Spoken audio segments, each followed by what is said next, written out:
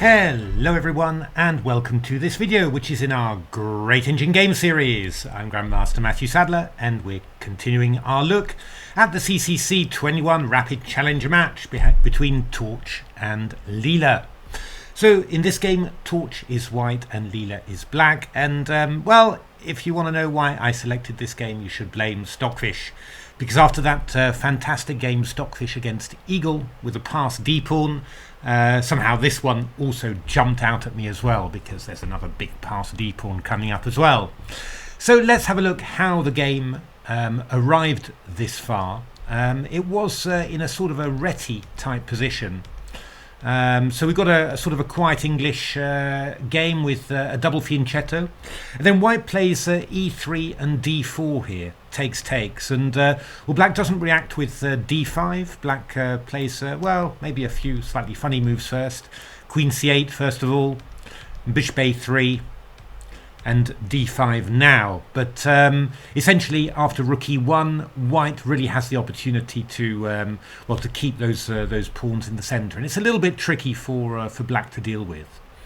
So d takes c4, b takes c4, still attacking e7, bishop f8, rook c1, knight bd7 and queen b3, and this was basically the position where I really started letting my engines loose on it, because it was quite an interesting one. You know, I mean, black's obviously hasn't got that much space. All the black pieces are on the back three ranks, and white's got yeah, nice little space advantage with the pawns on c4 and d4.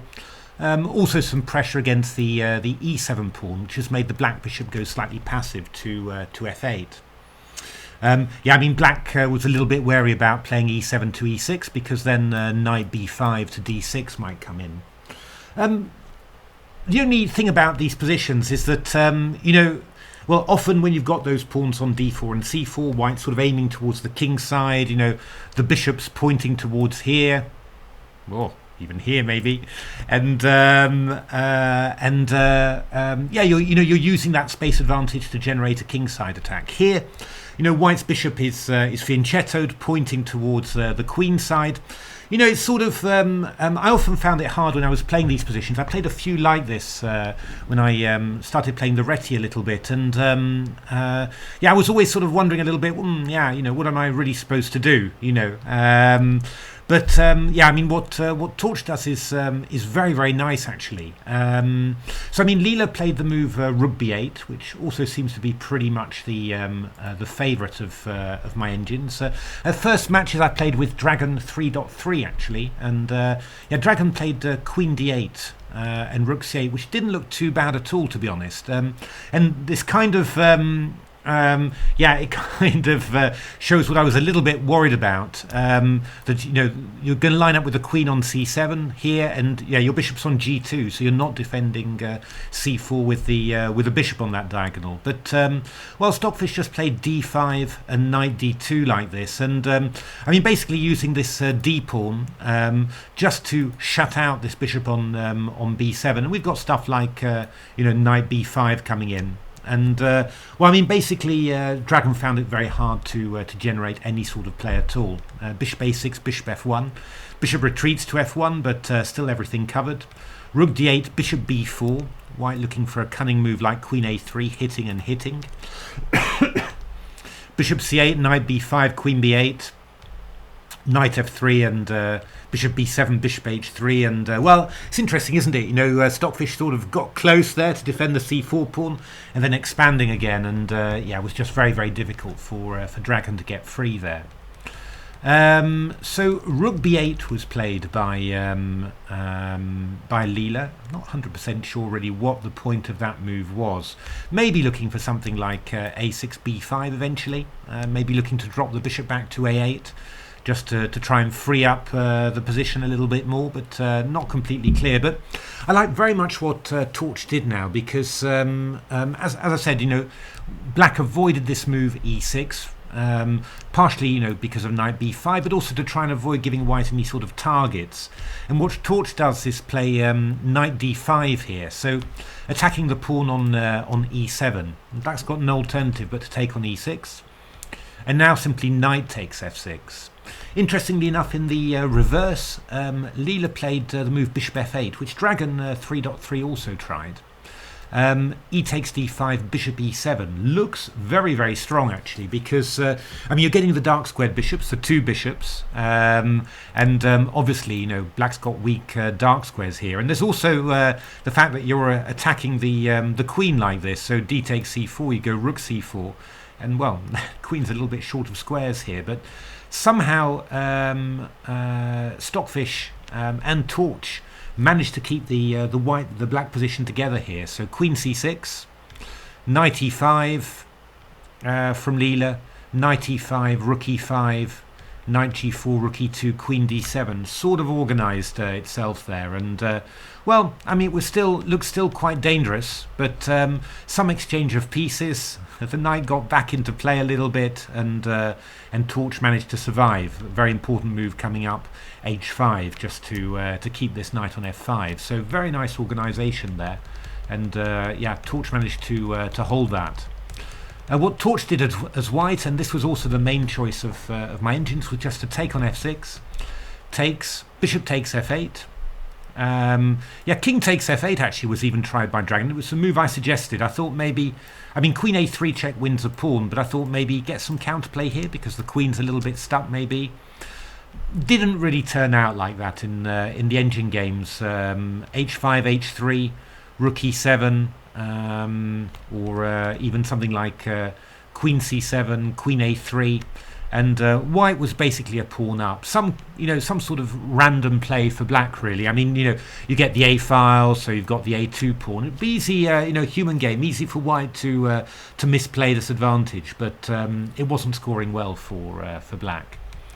So rook takes f8, and now this move d5, and well, you're going to transform these hanging pawns here into a passed d pawn, and the question always is, what is that? Is that a strong pawn or a weakness? Well, considering the disposition of black's forces, black's played rook e8 back to f8, bishop g7 back to f8, the queen's on c8, the rook's on b8.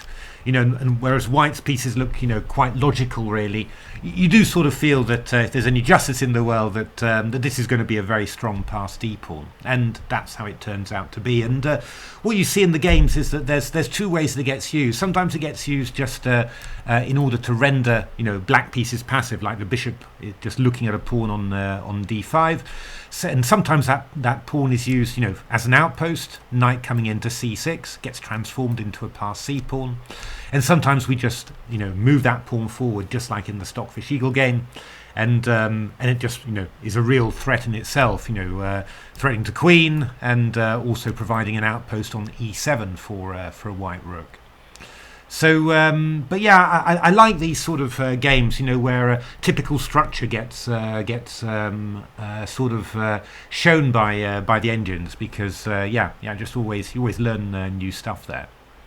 So e takes d5 played. Dragon 3.3 again tried interesting move rook e8, just trying to keep things close together. But yeah, I mean here.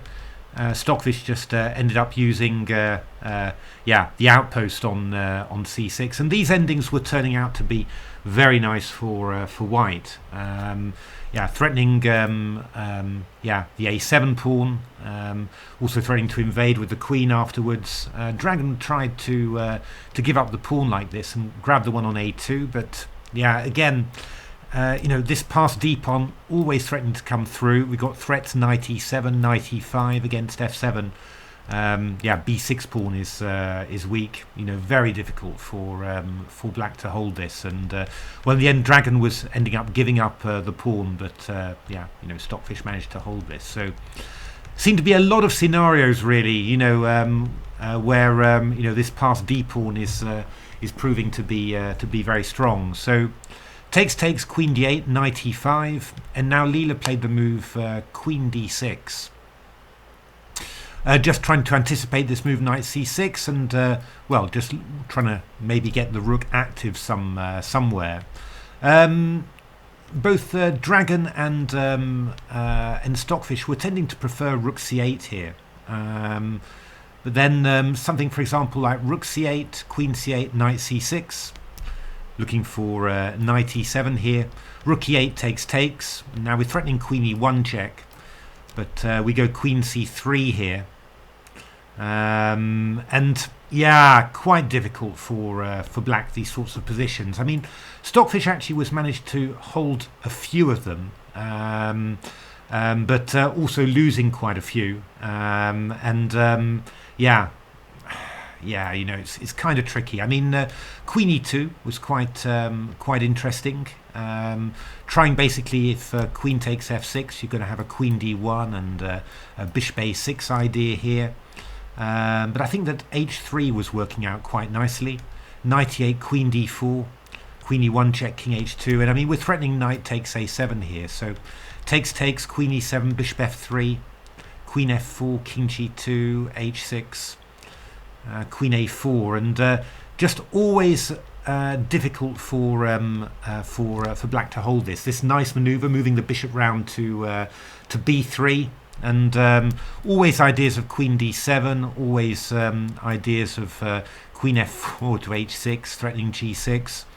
Yeah, I wouldn't say that this was easy for white to exploit, but Dragon was unable to hold it in long games. So yeah, I was quite surprised, to be honest, at the number of endgames that the engines were unable to hold as black, which shows how difficult it is. On the other hand, if I was playing this as white, I wouldn't be, confident that I had a winning advantage. Slight to clear advantage, I'd be thinking yes, but yeah, not clear. But queen d6 was played by Leela, and now knight c4, queen d7, and rook d1, and now the engines are starting to tee up the idea of playing d6 and knight e5 and getting in with rook c7. So rook c8 played by Leela. And then Torch played the move d6, and this is the introduction to a really quite stunning little tactical interlude here. So after d6, bishop b7 was played, and then this little intermezzo, knight e5. So you're really, you're really looking to push through with the d7 pawn as quickly as possible. And the big problem here is that if you play a move like, for example, queen h3, I go rook c8. And yeah, I mean, either you take back with the queen, or you do something else, because if you go rook c8, then I go queen takes f7 check, and then queen takes f6, and that's going to be completely gone. So queen b7 was played, and with this move, black's hoping to deal with the threat against f7 and also protect the bishop on g2. So rook takes c8, rook c8 forced.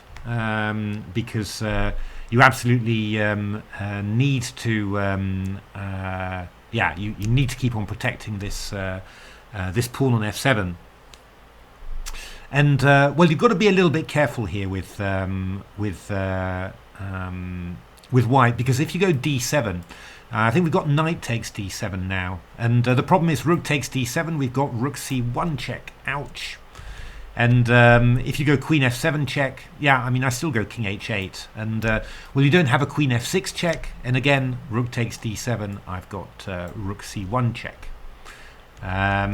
So what Torch did was play this intermezzo f3. And what does it do? Well, white's obviously threatened to take on g2, also threatening d7 now, because you're giving the king an escape square. So Leela played bishop takes f3, and now we play d7. Which is really quite evil. And well, I mean, the whole idea is that if knight d7, we can play a move like probably rook takes d7 is the one, because now after rook c1 we go king f2, and we'll have queen takes f7 check to follow with carnage. Very nice little intermezzo, this f3, bishop f3 and d7. Yeah, beautiful tactics. Yeah, humanly findable, but yeah, you need to be on your game, really, because yeah, there's lots of little details there.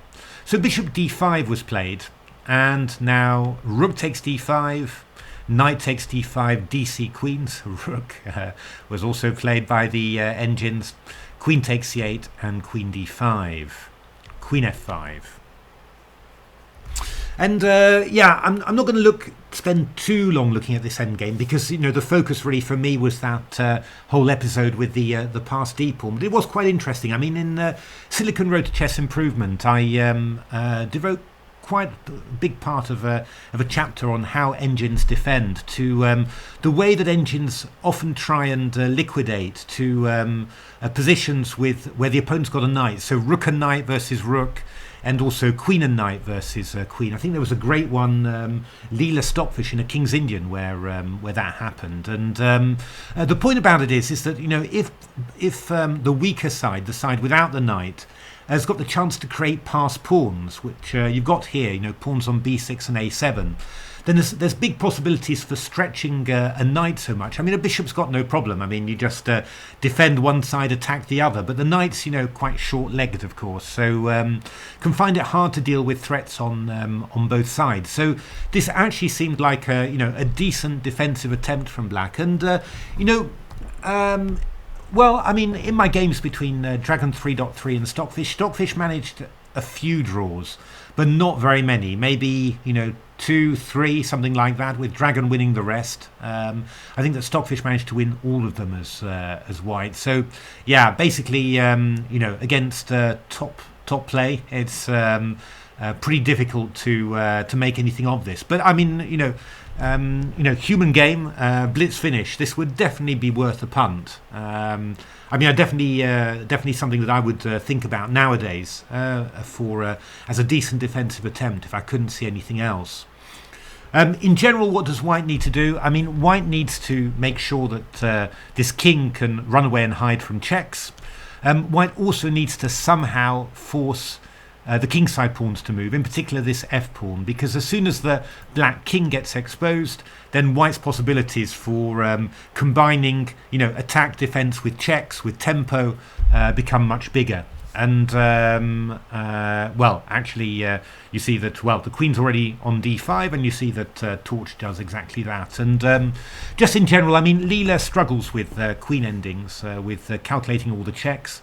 And Torch is very, very strong in these. There's a game we might look at with Queen and Knight against Queen and Rook, where Torch had Queen and Knight and an open Leela King and a few pawns. And yeah, maybe it should have been drawn really, but again, Torch was winning those. And well, you see that with Stockfish Leela games as well. So here Torch did a pretty good job really. So Queen c2 check from Leela. H6 from Leela, just giving some space, but Torch now, yeah, looking for Queen e5s, and just trying to just weaken that king. We've got some threats of Knight f6, which are quite unpleasant. Queen c6, Queen e4, Queen c1, and Queen d5. So we're centralized again, covering all sorts of checks. And attacking the king. And the nice thing, of course, is that we're not worried about any queen h1s, because we're swapping off the the queens in that way. And the point is that okay, the queens are off and these pawns are passed, but well, they're not very far advanced. The knight's close and the white king's close as well, so it's not a danger at the moment. So king g7 played, queen e5. Queen b8, Queen e5, Knight e3. They got some little Queen and h8 check threats. And here Leela played Queen h2 and now Knight d5. This is getting quite serious now. Queen h8 check is threatened. So Leela's got a pawn back, but now after f5, King f3, well, the black king's completely exposed. And we've already got threats of Queen e7, Knight f6, and Queen h7 checkmate. So, well, Leela starts checking, but Torch's king starts finding a way up. Quite incredible, actually, just giving away all these pawns. But now Leela's run out of checks, and Torch starts checking here. Knight f4 takes, check. I think we actually got a game here between, this was Stockfish Dragon, and Stockfish won this as white, and well, King c6 played by Leela, Queen a7, and well, the big problem now is that we've got this is transformed. Obviously, we've got an open black king, so there's going to be plenty of checks. 3 isolated pawns, which means we've got plenty of possible forks. We check the king, take a pawn.